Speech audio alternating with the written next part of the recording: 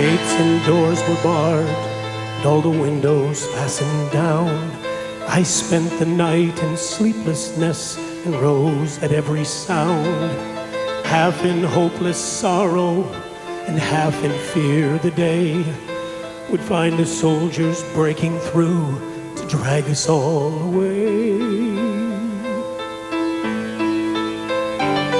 Then just before the sunrise, I heard something at the wall.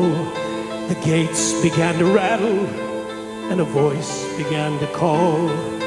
I hurried to the window and looked down to the streets, expecting swords and torches and the sound of soldiers' feet.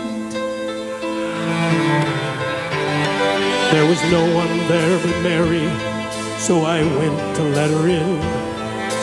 John stood there beside me as she told us where she'd been.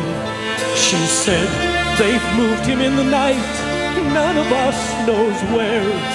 The stone's been rolled away, and now his body isn't there." We both ran toward the garden, then John ran on ahead. We found the stone and the empty tomb just the way that Mary said. But the winding sheet they'd wrapped him in was just an empty shell. How or where they'd taken him was more than I could tell. Something strange had happened here, but just what I didn't know. John believed a miracle, but I just turned to go. Circumstance and speculation couldn't lift me very high, for I'd seen them crucify him, and then I saw him die. Back inside the house again, my guilt and anguish came.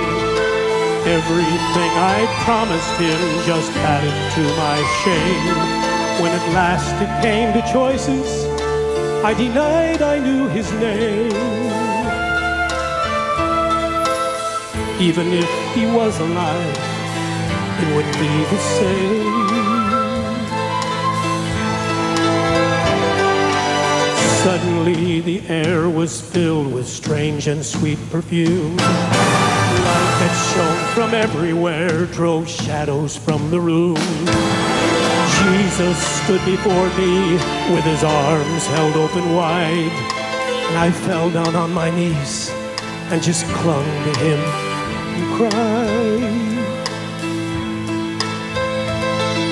He raised me to my feet, and as I looked into his eyes, love was shining out from them like sunlight from the skies. Guilt and my confusion disappeared in sweet release. Every fear I'd ever had just melted into peace.